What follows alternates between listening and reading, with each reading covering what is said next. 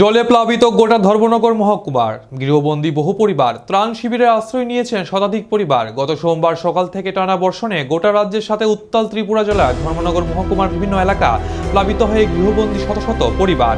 বুধবার দুপুর পর্যন্ত জুড়ি ও কাকুরি নদীর জল বিপদসীমার উপর দিয়ে বইছে। এদিকে ধর্মনগর শহরের মনতলা, সিগন্যাল বস্তি, কামেশ্বর কলেজ রোড, নতুন বাজার, ইছাই টুলগাঁও এবং বিষ্ণুপুর কুর্তি ইত্যাদি এলাকা জলে প্লাবিত। শত শত বিঘা জমি জলের নিচে। ইতিমধ্যে জেলা প্রশাসনের তরফে রামকৃষ্ণ সেবাশ্রম, ইছাই টুলগাঁও স্কুল, কামেশ্বর কালীবাড়ি, ধর্মনগর কলেজ এই চারটি স্থানে অস্থায়ী ত্রাণ শিবির খোলা হয়েছে।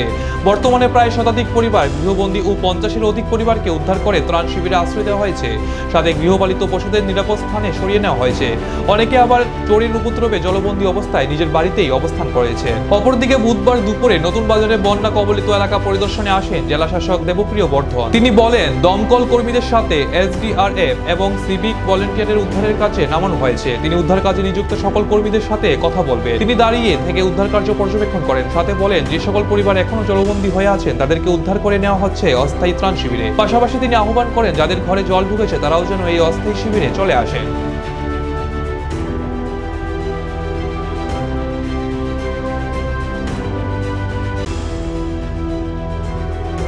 পরিস্থিতি সৃষ্টি হয়েছে সেই বিষয়ে আমরা জানতে চাই কথাটা হচ্ছে বর্তমানে এবং কতগুলো কি করা হয়েছে তার ত্রাণ শিবির কি হয়েছে।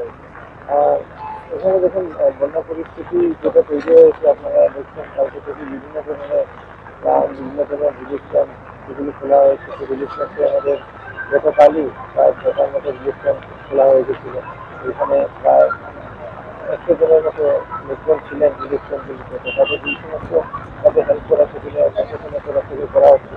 তো আপনাদের মাধ্যমে আমি আমাদের রিকোয়েস্ট করবো যে যাদেরই মনে হয় যে নিজের বাড়িতে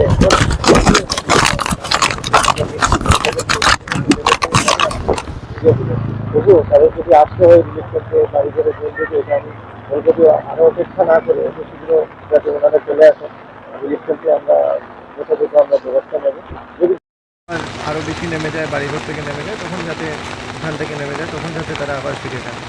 তো আপনাদের মাধ্যমে আমরা এই রিকোয়েস্টে থাকবো, আমাদের সাথে কোপারেট করেন। আমরা যথাসাধ্য আমরা চেষ্টা করছি পরিস্থিতি মেনটেন করার জন্য। আর প্রত্যেক সাব ডিভিশনে আমাদের ডিস্ট্রিক্ট লেভেলে কন্ট্রোল রুম খোলা হয়েছে, যেটা ডিজাস্টার ম্যানেজমেন্টের কন্ট্রোল রুম, সেটা 24/7 ফাংশনাল থাকে। 1077 সেটা আপনার টোল ফ্রি নাম্বার, সেটাতে আপনারা যে কোনো সময় যে কোনো খবর আপনারা দিলে আমরা ইমিডিয়েটলি সেটাতে আমরা রেসপন্স করব। স্যার মানে উদ্ধার কাজে মানে কাদের নিযুক্ত করা হয়েছে এখানে উদ্ধার কাজে যেমন ফায়ার অ্যান্ড ইমার্জেন্সি সার্ভিস, আমাদের যারা আপদা মিত্র ভলেন্টিয়ার আছে ওনারাও কাজ করছেন। তার সাথে এসডিআরএফকেও আমরা এখানে এঙ্গেজ করেছি। তো এসডিআরএফ ব্যাটালিয়নের তারাও এখানে আমাদের সাথে কাজ করছেন।